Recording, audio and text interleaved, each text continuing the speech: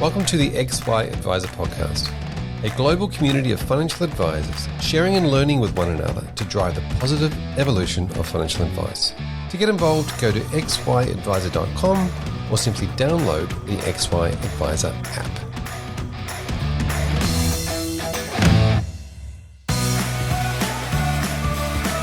This episode is proudly sponsored by Integrity, your partner for life. Integrity recently launched an exclusive research paper to help advisors understand how to attract and retain new clients. They believe their role in the industry is bigger than just providing products. They want to help create a sustainable industry, educate clients, and support advisors personally in their business. You can get a copy of the report and learn more about Integrity if you visit integritylife.com.au/XY.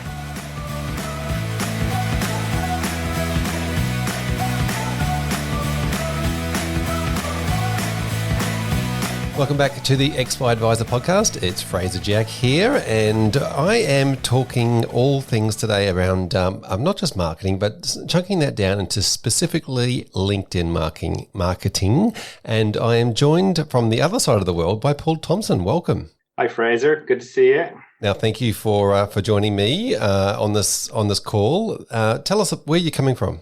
Dublin, Ireland is where I'm based. Yeah, other side of the world. Yeah. Other side of the world, different time zone, different. What are you coming into? Spring now, I suppose. We're coming into spring. Yeah, it's 10 a.m. my time at the moment. You know, you guys are in the evening. You know, so yep. Yeah, fair enough. Now, give us a quick overview of your business, if you can. Sure. So we run a digital marketing agency that works exclusively with advisors, planners, and wealth managers. And our channel that we use is LinkedIn. So we help advisors to build, launch, and scale their own targeted LinkedIn lead generation campaign, essentially. Fantastic. So the new way of attracting leads and growing and scaling your business. So exactly what I want to talk about. Tell us, how did you get into this? Tell us your story. Well, people always ask me, are you a financial advisor? And my answer is always like, no, I'm not a financial advisor. My background is actually in marketing and sales. I used to actually run a direct sales business in Australia, of all places, for many years early in my career. We used to do a lot of, at that time, face-to-face marketing, so it wasn't really online and social media at that stage. So when obviously the online and social media side of things kind of hit, which was probably around 08, 09, I kind of really started to embrace that. And so moved our kind of marketing and sales skills from the offline world to more the online world. So I've been involved in scaling a number of different startups over the years, from, as I said, offline direct sales to online golf businesses and so on. So I've got a lot of experience in acquiring high value clients within that, and launched a digital marketing business, then an agency in 2015.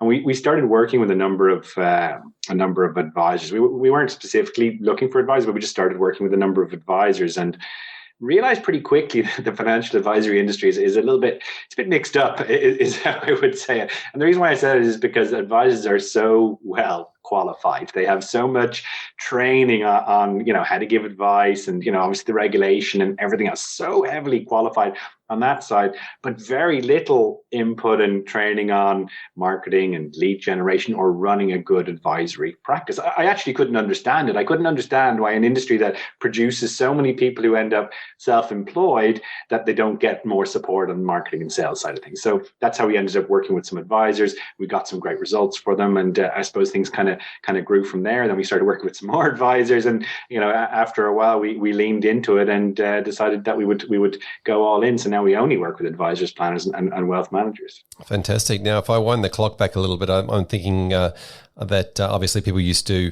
do a bit more sales training when they were coming through, and when they were more around the idea of product. And then we turned into a profession, and everybody went, well, we can't do sales anymore. That's not what we're supposed to be doing.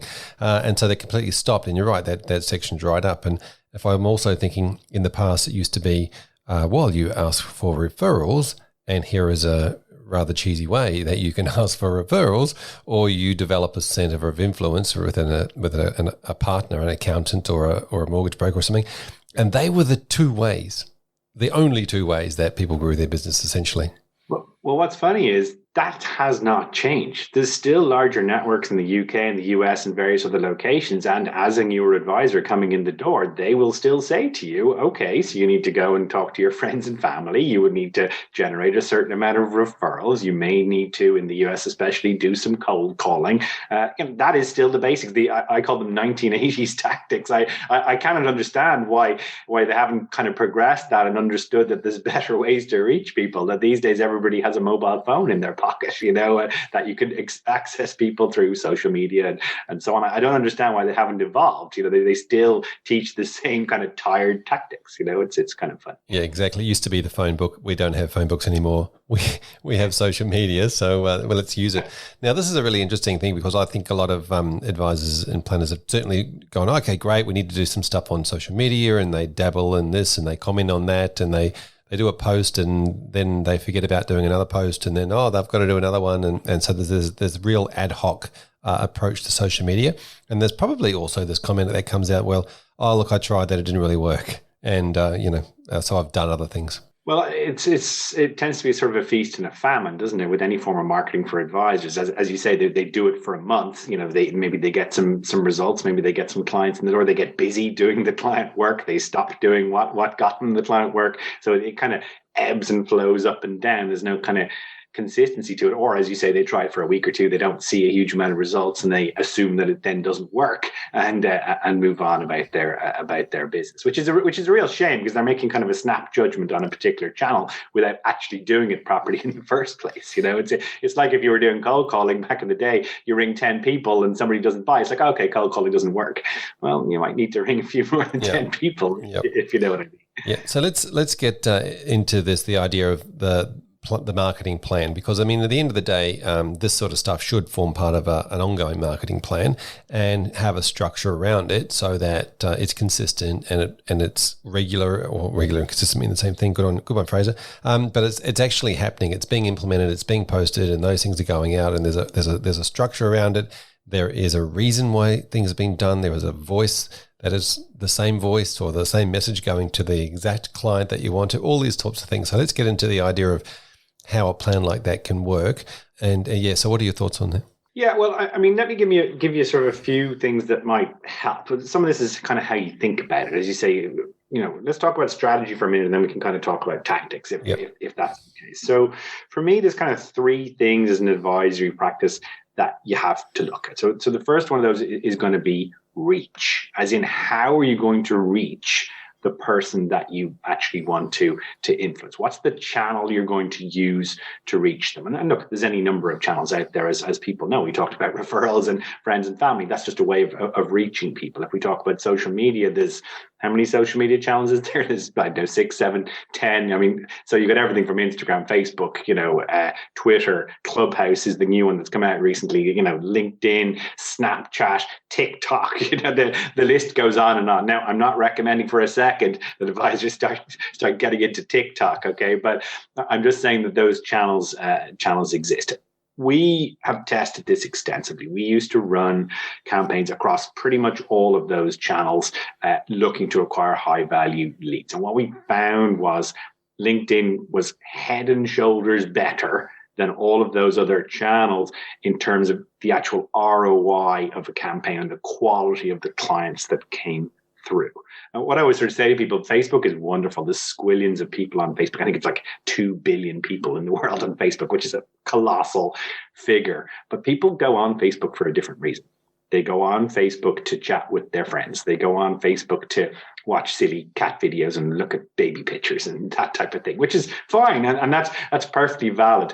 But it means if you try to start some form of financial services related conversation with them or discuss their pension or something like that on Facebook, a lot of the time they're like, what are you talking about? I'm watching cat videos, So it's just not the same mindset. They're not in the same kind of headspace, if you know what I mean. So what we found with LinkedIn was people are on there. What are they doing? They're networking with prospects and clients. They are reading business articles. They are recruiting and so on. So they just have a different hat on their head, so to speak. So therefore, they tend to be much more open to a financial services related conversation. And that's the key. So you're meeting people when they're in the right kind of headspace. Okay. And that really opens up the conversation. So that's why, from our point of view, LinkedIn absolutely outperformed all the other channels by a factor of probably 4 or 5 to 1, which is why we only do LinkedIn these days. And even if people said, please, can you do Facebook or Instagram or any of these other channels? My answer is no, sorry, we only do LinkedIn, mainly because we know that it works. Yeah, that's really interesting. Could be the same person, but a different hat or a different frame of mind at the time. Completely. So that's why I say reach is key. So you want to be able to reach people and put your message in front of them, but it's when they receive that message, are they open to the conversation that you're kind of putting out there. So that's one, is reach. So 2 then is positioning, and this is something I talk about a huge amount. Most advisors, okay, who either new advisors or even experienced advisors who are kind of reviewing their marketing tactics, that their overall marketing strategy tends to be, if you have a pulse and some form of a financial need, I will deal with you. That's their marketing plan in one sentence, okay? And people always laugh and think, no, it's not as simple as that. I'm like, sorry, but for 95% of advisors, it is as simple as that. They're not that picky in terms of asset size. They're not that picky in terms of industry or background or whether there's even a good fit with the client. They just kind of take the client on, which is fine, but you and I know there's no power in that. There's no leverage in that. And it tends to lead to you ending up with a book which is kind of disjointed, which possibly has a bunch of advisor or people in it that you don't necessarily have a good relationship with. It means you're probably going to have more attrition within your book in terms of retention. You might even be being profitable on the people that you're bringing into the book as well. So there's not a lot of win in that. Okay. Go on, yeah. Yeah. And when I hear that, sometimes people say to me, "Yeah, but I've got this ideal client over here, and I do these other things." And I generally say to them, "Well, if I look at your website and look at your marketing and read a few of your articles, could I tell that?" Well, right, and that's what I mean by positioning. So there's something that we talk to people about is how clear is your message that you put out to the market? And most of the time, it is fairly muddled, I think is the word. And what I mean by that is if you go on the LinkedIn profile, it'll say one thing. If you go to the website, it'll say another. If there's a bit of content or a message going out, again, it'll say a third thing. And what maybe people need to understand about marketing is if you confuse people or give them mixed messages, they won't take any action. As in, they'll just be like, this doesn't seem to all add up. I'll just leave it alone, basically. Even if, you're a good fit for them, but if your messaging is a little bit muddled, a little bit confused, they won't take any action. So what you ideally need to do from a positioning point of view is to actually focus it up. So start to be clear about who your target audience is. I often get a lot of pushback from advisors on this. They often say, but everybody is my target client. And I'm always like, no, they're not. Even if you think they are, they definitely aren't. Okay. So even as a newer advisor or someone who's trying to look at their marketing plan, you've got to be clear about who your target audience is. And what do I mean by that? I mean, you could be going after business owners within 40 miles of your location. You could be going after doctors and consultants, in New South Wales, for example, in Australia. You could be specializing in dealing with lawyers. You could be dealing with senior pharmaceutical executives. So the actual segment that you're going after isn't that important. What's important is that you're clear about who those people are, and that you start to make your messaging speak to them and their problems. Okay, and people always say, but how can I do that? Well, look at your current book. Who have you worked with before? Where have you had some good success? Like, where are the kind of clusters? If you've got 100 current clients, where are the clusters of 20 or 30 clients that you've had great success with, that you like dealing with, that are quite profitable clients for you, and lean into that.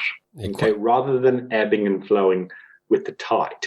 Yep. Something I see a lot, for example, is advisors who say got an accountant or someone who refers them business. And listen, that can be great and a great source of clients. But the problem is accountants deal with all sorts of different types of businesses and all sorts of different types of people. So when they refer someone to you, it could be, it may be an asset size that makes sense for you or not. It may be an industry that you want to work with or not. But sometimes you feel obligated to accept that client and deal with that client to maintain the relationship with the accountant. But that means your book kind of gets built in all kind of different directions. You don't have a lot of control over it. And again, that's going to lead to attrition and a bit of frustration. I don't know whether you've seen that yourself, Fraser, but that seems to come up a lot. That is absolutely what I've seen. The relationships around looking after, you don't want to hurt those relationships, so you just go out of the way to look after those clients. And you're right, they could be the wrong fit for your business. So I resonate with the whole idea around positioning what you're doing for the right people. Well, the first thing is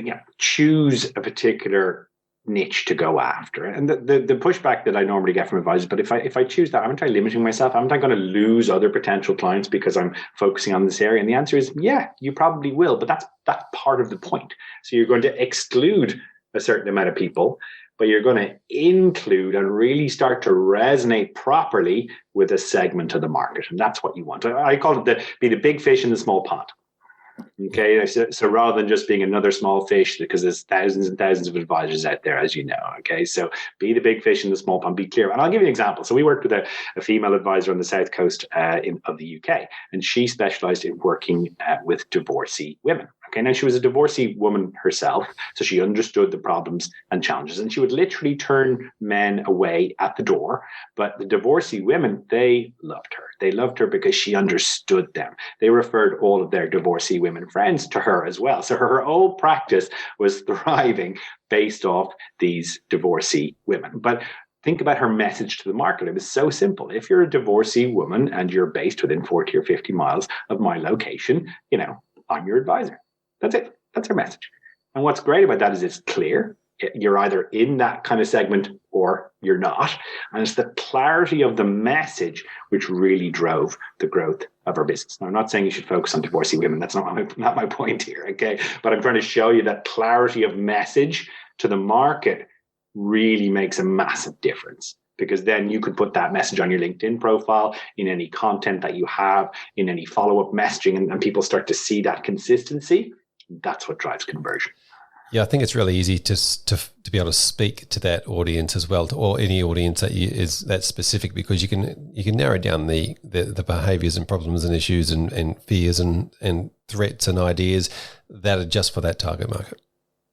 Right. Well, let me give you an example of the LinkedIn profile. So your average advisor, they have a LinkedIn profile, and they've probably written it a little bit like a CV or a resume, because that's what people do. I worked here 10 years ago, and I worked there 5 years ago, and these are my core competencies, for example, which is fine if you're trying to get a job.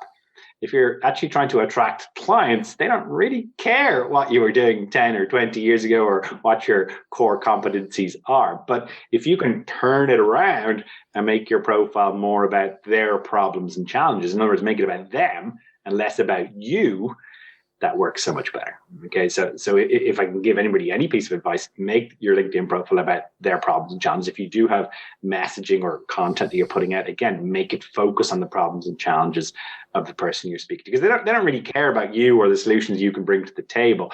All they really care about is, do you understand me? Yep. And if you can show them that, you essentially earn the right to be able to talk about your solutions or your products or whatever else you're bringing to the table. Yeah, fair enough. Now, I'm going to test you on this. I'm going to look at your LinkedIn page here. Paul Thompson, advisoraccelerator.com. First thing you've got is your, how people can find you. A dash, then helping financial advisors attract more clients using online marketing. Yeah, I guess that pretty much sums it up what you do. Right. Well, I mean, let me give you a kind of a headline formula. So what I've got there, like on your LinkedIn profile, people see three things. Like if you connect with them or comment or do anything on LinkedIn, they see your photo, they see your name, and they see whatever's written under your name. And most people will write, bank manager, financial advisor, whatever, their job title in there. Nobody cares about your job title or the name of your company, for example. Mostly they care whether you understand them. So the formula that you can use, which might help some people, and we would use this a lot within our business, is I help X with Y using Z. Now, let me explain that. So X is who you help. Y is like a primary benefit that you bring to the table, and Z is how you go about it. Okay, so for an advisor, for example, it could be I help doctors in New South Wales to maximize their retirement using simple financial plan. So it's simple, it's succinct, but it speaks to the problems and challenges. It kind of calls out your audience a little bit. And remember, with a LinkedIn profile, you got about 3 to 6 seconds to get somebody's attention. Yeah, that's exactly. They are gone. That's exactly what I was going to say, because there's such a short space, usually a short space of time that people get to see it or read it. You really want the one thing to resonate with them. Well, something has to resonate with them, because otherwise they're gone. And if it does resonate with them, then they'll pay a bit more attention. They'll read your profile. They'll see that you understand the problems and challenges. They'll realize that you've got content that relates to them as well. Then you're starting to kind of really properly engage with them, and they're starting to let their defenses down and starting to realize that you're an expert. And that's really what you're trying to do with the positioning piece, is show someone that you're an expert. And the mistake I see, particularly with experienced advisors, 20 years experience, 30 years experience, they assume that everybody knows that they're an expert, whereas your average punter on the street does not know what CFP means. They don't know what that means. So therefore, you have to show them that you're an expert and you understand them, and you know what you're talking about. And if you can do that through your content and your profile, it means by the time you actually get on the phone to talk to somebody, they're much more informed. So it's not a cold call. It's a much warmer conversation, because the starting point, they already know quite a lot about you and your approach and so on, and they quite like it. Yeah, fantastic. So we've been to the reach and the positioning. What's the third thing on the list? Third thing is you got to have a system. You've got to have a process to tie around this. As we said earlier, the kind of the feast and famine, to do it for a couple of weeks and then forget about it for 6 months, that just doesn't work. There has to be kind of a process whereby each day you might give it 15 or 20 minutes of your day in order to put your message in front of the right audience, maybe tweak things, maybe look at your content and so on, so that you get that kind of consistency. Because what makes a good marketing plan work is that you're putting your message in front of the right people, every day, which generates warm conversations. Obviously, as an advisor, the more warm conversations you can have with people who are in your target audience, the more revenue you're going to get. It's as simple as that. So as an advisor, if you can prioritize those warm conversations, that's going to then obviously lead into your own kind of onboarding process. And that's, I suppose, what LinkedIn allows you to do is to drill down to the audience, put your message in front of them, position yourself well, and then look to get them onto a warm call where your main onboarding process can take over. Yeah, fantastic. Now, when it comes to systems and processes, a lot of the time we look at things like automation or outsourcing, or, like we class sometimes that if we're going to do something consistently and regularly, that we find a process for it and not be the one that's physically doing that stuff. How do you work with that, and with regards to how much time the actual advisor needs to spend responding and going through and understanding what's there? A lot of it kind of depends on how the advisor's business is structured. So if they're a single advisor and it's just them and they don't have a huge amount of admin support, they're going to probably be earlier stage in growing their business, maybe not have as many clients and have a little bit more time on their hands. So they might be a little bit cash poor, but time rich, so to speak. So if that's the case, they should do a lot of it themselves and manage it and really understand it. And as their kind of business grows and their revenue starts to grow, they may hand off some of the more basic tasks to maybe a virtual assistant or an admin to kind of help them with it. If they're a slightly bigger practice, maybe they got 4 or 5 advisors or 10 advisors or 15 advisors in the practice, they probably have, senior admin staff or operations people or even marketing people within the practice that can possibly do some of the quarterbacking, as I call it, of the campaign. And then the advisor just focuses on doing the high value calls, which is a good use of their time. So if you can outsource it, by all means, outsource it. We do recommend and train people on, bringing like an admin type of person in to assist with some of the kind of the back and forward, maybe the scheduling of the calls and that type of thing. So the advisor can focus on, as I said, the high value conversation. Yeah, I feel like a lot of the value is in the context of the conversation, and often that's really hard to outsource. The context of what happens in the real benefits of financial planning, or the real things that happen in conversations, where it's really hard to outsource, especially if you're outsourcing to overseas or offshoring. So you teach that, how to train people in that? That's a good question. I mean, look, if the questions coming through are financial by their nature, obviously, due to compliance and various other things, it needs to be somebody who's actually qualified who needs to respond properly to that. But generally, if someone's going like, listen, I've got these 4 pensions, how do I sort of combine them? A more sort of, financial specific related conversation. My answer to that is like, no problems. Let's jump on a call. Let's have a chat about it and take it from there. That's not a conversation you're going to have over messaging, if you know what I mean, if it's kind of getting to that, that's what I would say. And obviously, because of compliance, we have to be sort of careful about that too. Yeah, fantastic. Okay, so tell us about the business itself. You run an accelerator, obviously based on the website name, advisoraccelerator.com. But look, tell us about, you've transitioned for that over a period of time. You used to do a lot of work and just take the load and do it for planners? Well, we originally started just running a straight up digital marketing agency where we were working in different industries. We started to get some great results from working with financial advisors. We realized obviously that there was a huge need in terms of lead generation and marketing in the advisory industry. So we leaned into that, got great results and sort of developed from there. So now we only deal with advisors, planners, and wealth managers. We do it all over the world. We're physically based in Ireland. We're a team of 5, but we work obviously in UK and Europe, Middle East, South Africa, US and Canada, Australia, and so on. So we're very familiar with what it means to be a regulated business. We're very familiar with what it means to keep, say, the compliance department happy, or in Europe to keep on the correct side of GDPR, So it is a regulated industry. We have to play by the rules, So we get that, but we also get what a high value prospect actually looks like. So a lot of what I would call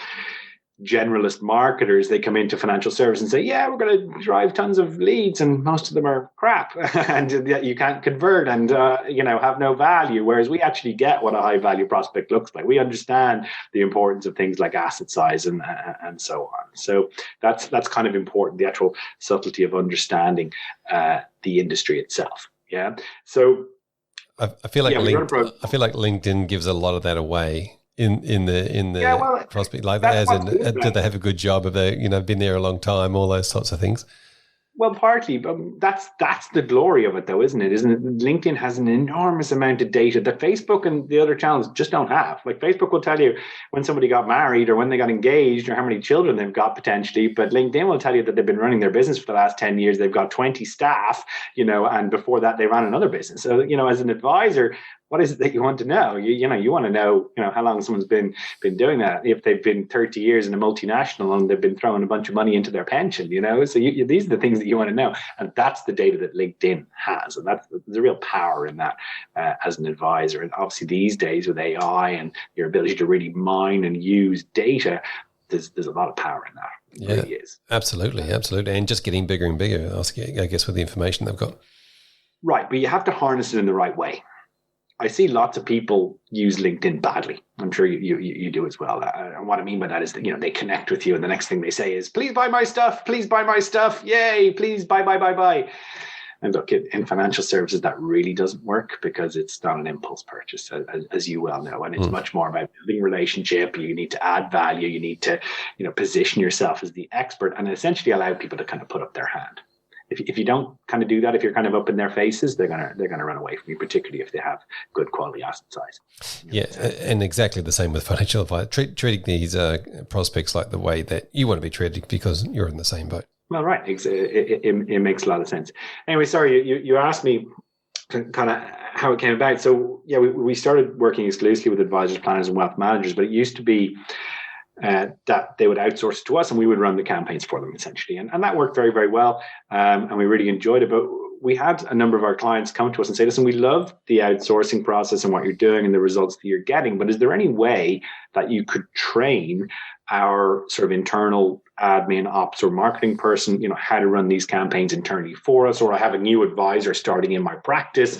Would you be able to train them on how to do it themselves so they can actually, crack on and do it essentially? So, we used to give people fish and we kind of turned it around and launched the Advisor Accelerator course because it was more about then giving people a fishing rod and training them how to use it and what pool to fish in, essentially.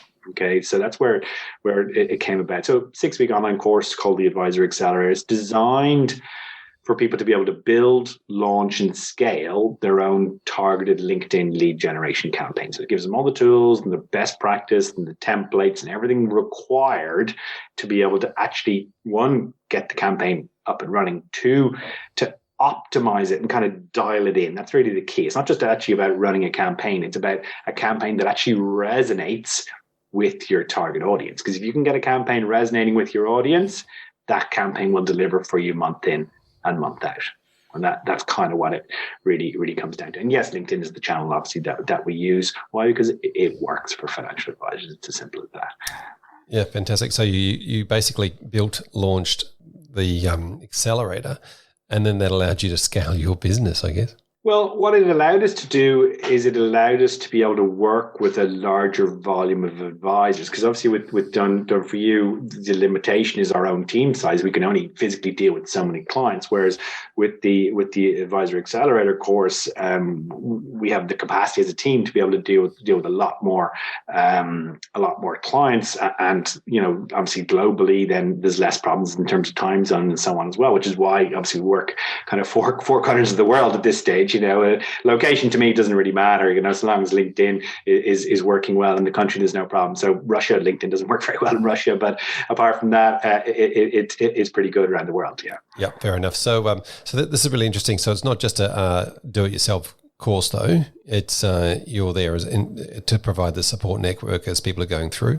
Well, part of it is you're leveraging our experience. We've run a lot of these campaigns, and specifically for advisors and planners, we know that the pitfalls you're gonna come across. We know what kind of niches and specialisms work well and resonate well with an audience. So yes, we give you all the tools and the training to get it up and running, but we also give you the support. So we have, for example, a Facebook group, and all the advisors are part of it. Jump into the Facebook group, and we do weekly live Q&A calls. So again, anybody can jump on and get a specific response from me and the team in relation to, so how's this working, or what about that, or what's happening, you know, with my profile here, or how to deal with a particular, you know, response that they've received. You know, but after a while, you get quite good at it. You get quite used to, you know, how people are responding and what's happening, and you know when it's kind of dialed in, it's resonating, because people start to tell you, they're like, "Wow, I read your article. That was brilliant. It really made sense to me."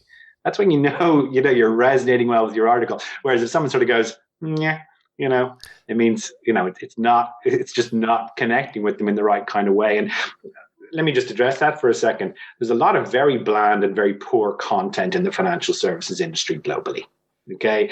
A lot of the networks, and this is not to kind of spit on the networks, but a lot of the networks, the bigger networks, they produce relatively bland, sanitized content, and they get their advisors all over the world to kind of spew it out through social media. And let's be honest, most people ignore that because it's kind of bland. It doesn't really resonate. It kind of says everything and nothing at the same time, if you know what I mean. So we're not really a fan of that kind of content, just because people don't care about it. They just ignore it, basically. Whereas if you can have one or two or three good quality articles or videos or whatever your chosen medium is that actually connect with someone, that actually talk to the problems and challenges of your audience rather than talking at them, which is what most of the content in financial services does. Yep.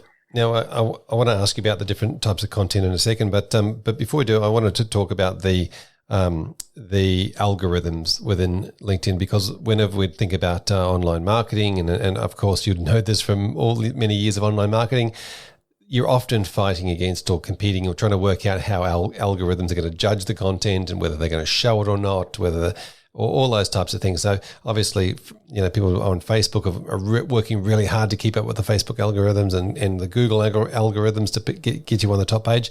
Tell us about the LinkedIn algorithms. Is it difficult? Is it hard? Is it often changing?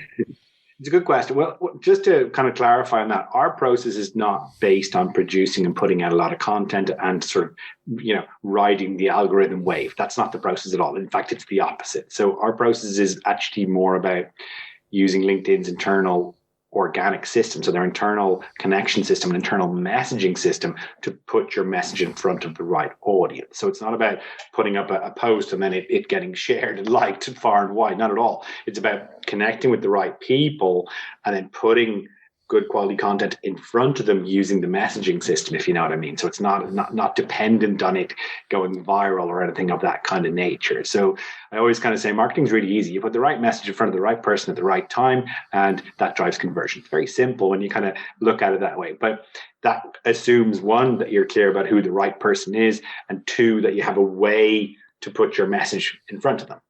So that's LinkedIn is just a channel to put your message in front of them. You need to think about their problems and challenges and put together a good piece of content that actually resonates with them. Yeah, excellent. And the messaging system itself has had some changes, hasn't it, over the last sort of 12 months or so? It used to be easy for spammers to get in there and throw stuff around, and LinkedIn have tried to tighten that up a bit. Yeah, as I said to you earlier, there's lots of people who do LinkedIn badly. You know, they connect with people, they spam, they throw a ridiculously wide net and just hope something connects. Whereas when you can actually do it properly and you actually put the right message in front of the right person, they actually appreciate the fact that you're giving them that content. They appreciate the fact that you've connected with them. They're like, oh, this is great. And it's the same. You know, I'm on a number of different sort of email lists, for example. There's people who send a reasonable amount of emails, and that's fine. And to be honest, there's some of them that I look forward to getting the email because I know it's going to be good quality content, and it's going to add value to me, and I'm perfectly happy with that. So people have no problem consuming content when it's relevant to them. And it makes sense. It's when you kind of scattergun and you give them bland, random stuff that they don't want, you know, or you try to sell, that people just don't like that. Yeah. Now you mentioned video and, articles as in, blogs and written articles. Obviously, I'm a big fan of podcasts. Tell us about the different ways that advisors can talk to their audience and which ways you see best, or is it just best for whatever the advisors choose or prefer to do? Sometimes it comes down to the advisor themselves, to be honest with you. The simplest way to start with any form of content is an article. Okay, most people can put together, 500 words, for example, in relation to a particular topic. And you want to make it relevant to your audience, so let's go back to the example we were talking about earlier, say doctors in New South Wales. So let's say you were trying to communicate with that particular audience. If you put together an article like 4 ways that doctors in New South Wales can, maximize their retirement, for example, that is a relatively straightforward article. Most advisors could probably put that together, but remember to write it from their point of view. Talk to their problems and challenges. What are the questions that these guys tend to ask you when you're on your first call or first meeting with them? What are the things that they're already kind of rattling around in the back of their head? And write the article talking to those kind of problems and challenges. Okay, so not about solutions, not about products that you bring to the table, none of that. It's all about them and their problems and challenges. Because once you do that, you essentially earn the right to then be able to talk a bit more about the solutions and so on. And remember, people don't care about you, they care about them.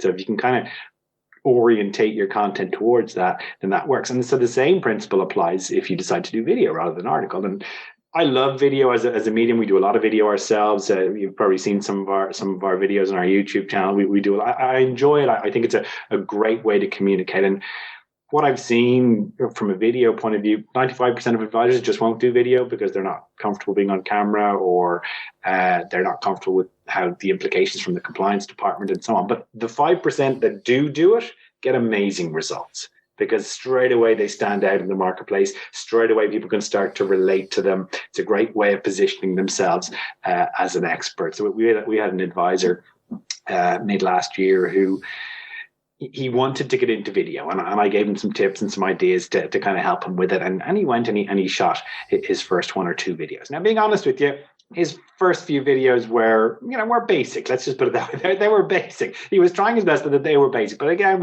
he kept working at it, and I gave him a little bit of feedback, and then he got better, and he improved a little bit. And what then started to happen is people started to really like his videos. He was sending his videos to current clients, so he was retaining and getting more excitement. They were sharing his videos with their friends and family, which obviously he wanted, and he was obviously putting it out for prospects as well. And then I had a conversation with him about a month ago, and he was like, Paul, I'm really happy I got into video. Why? Because about a month ago, someone called me up and said, listen, I've watched some of your videos and I'm ready to engage you. That was it. There was no other conversation. It was just like, I understand what you're about. I get your problems and challenges. I like how you come across a video, and I'm ready to engage your services. That was it.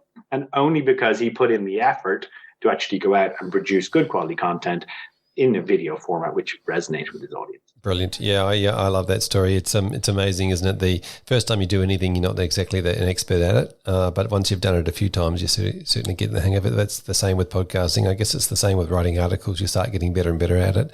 But this comes back down to the concept of having a system and a process in place so that that's done on a regular basis and at a regular time and a regular schedule to do it, and post it in the right spots. I love what you also said about just doing these videos for your existing clients. Because if you do, again, this comes back down to your avatar, your ideal client, who you help most.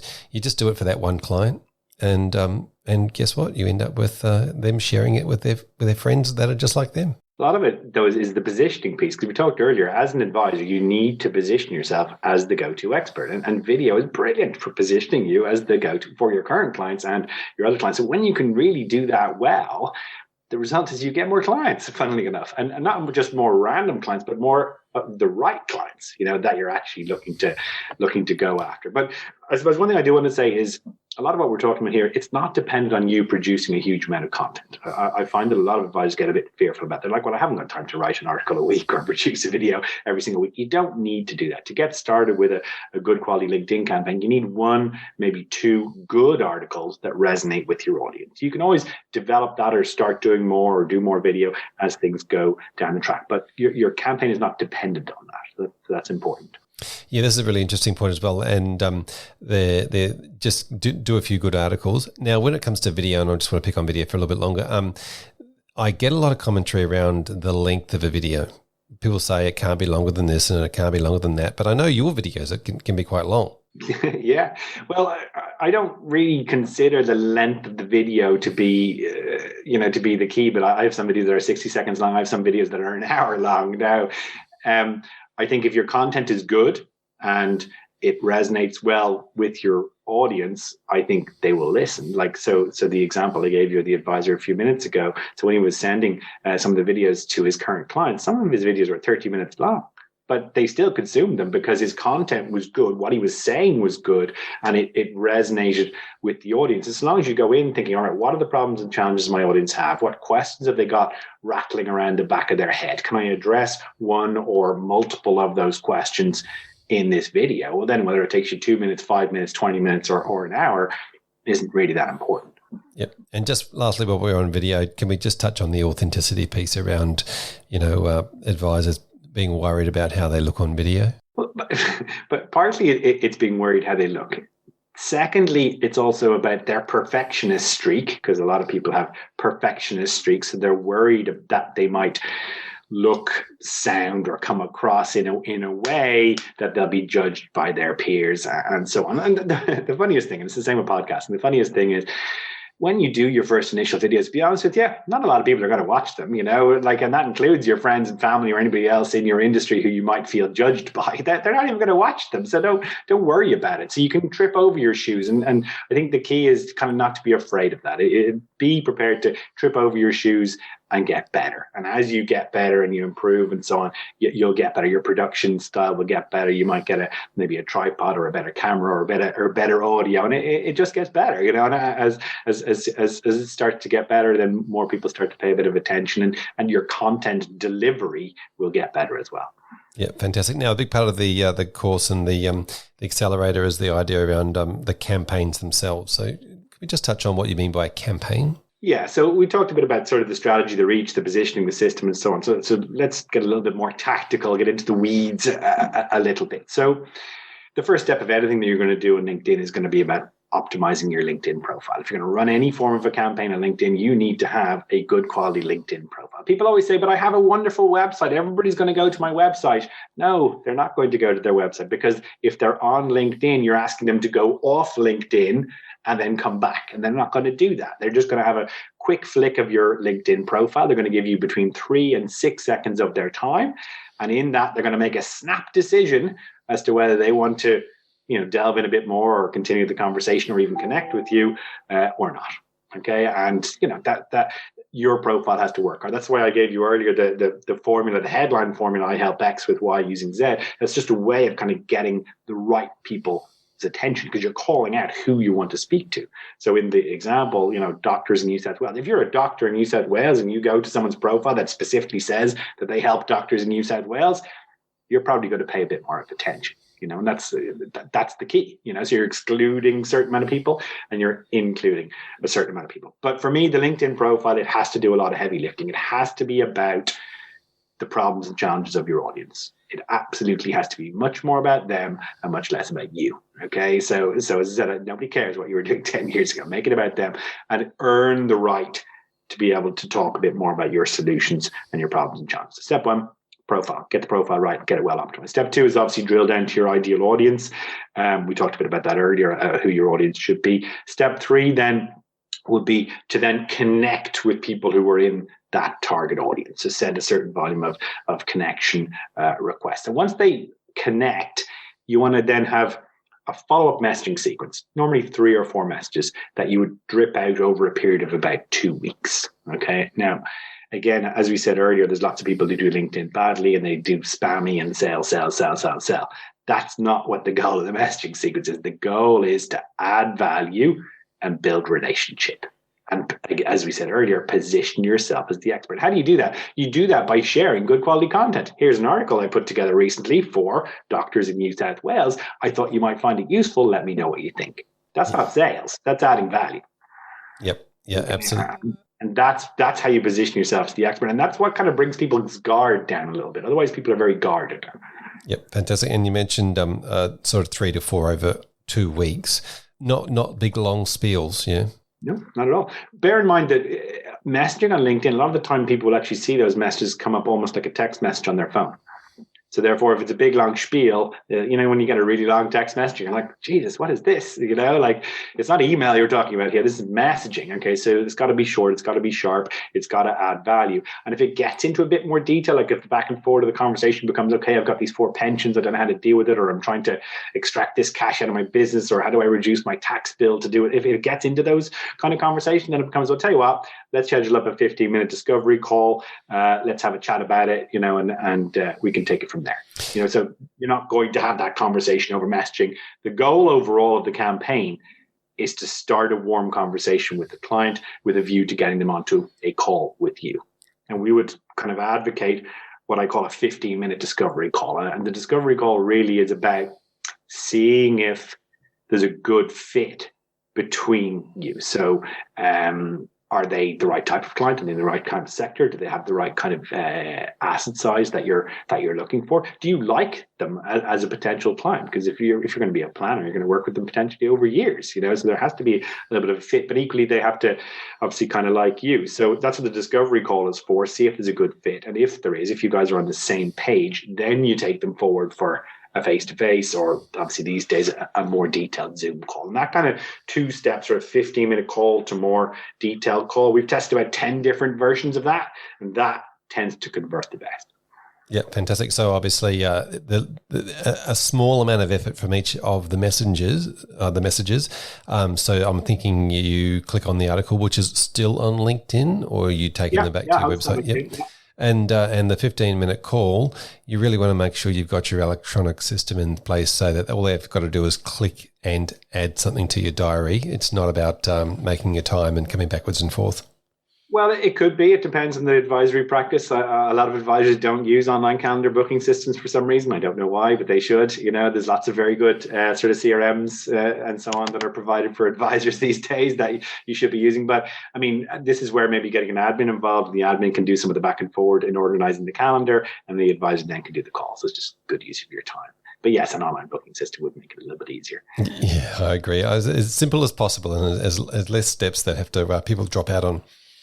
Well, no, you're right, because so I call that friction. So if there's anything within the process which adds friction, like an extra step or something that somebody has to do, you're going to get dropout. And if you get dropout, it's going to reduce your conversion. So the smoother you can make that process, the less friction in the process, then the more conversions you're going to have, which is why a good quality CRM system, or a good quality onboarding system, or a good quality calendar booking system these days, they're inexpensive, they're relatively easy to use, even for someone who's technically not that savvy, but it just makes a lot of sense. Because if you think about it from the point of view of the prospect, it makes their life easier. And anything that makes their life easier increases your conversion. Fantastic. Well said. Thank you, Paul, for coming on and teaching advisors how to build, launch and scale using LinkedIn specifically. So really appreciate your time and sharing all of your knowledge and experience. If somebody wants to reach out to you, what's the best way for them to find you? Yeah, they can look me up at LinkedIn. Just send me a connection request. Obviously, I'm fairly active on there, as you can imagine. You can check out our website, advisoraccelerator.com. That's advisor with an E, advisoraccelerator.com. We've got lots of videos and resources and testimonials and so on there that they can check out. And if they want to kind of book a call, we have an automated system, funnily enough, that you can book a call through to chat with me and the team, and we can take things from there. Fantastic. Yes, you do have to explain that as advisor with an E when you run a global business, I suppose, don't you? Absolutely, because it's with an E versus with an O, depending on which part of the world you're in. Yeah, we use them interchangeably. Funnily enough. Yeah, well, exactly. Yeah, and of course we use the Queen's English, so we use advisor with an E. So fantastic. Thank you, Paul. Really appreciate your time. Excellent. Thanks, Fraser. Really appreciate it. Well, there you have it. Another episode of the XY Advisor podcast. I'm Fraser Jack, and I'm joined by Emily Blanche. G'day, Emily. Hey, Fraser. Hey. It's that time of the week where we just start doing some awesome shout outs. I love that time of the week. All right, let's give a shout out to XY advisor Michael Miller. For no other reason than the fact that he is a top contributor. Well, there's multiple reasons, but the main one is that he's been such a phenomenal contributor on the platform recently. He is constantly in there answering people's questions, and particularly the real technical ones, like stuff relating to the Corps Act, anything taxation-wise. He is the technical ninja and is super generous with the answers he gives people. So when advisors are looking for highly valuable, responsive answers to those technical questions, XY is where they're getting those. So thank you, Michael. Total legend. Really appreciate the effort that you're putting into supporting industry peers. Fantastic. Good on you, Michael. And Emily's given you the nickname Technical Ninja, so I'm pretty sure that might stick. So if you know Michael, send him a little message and just say, hey, Technical Ninja, we heard a shout out about you.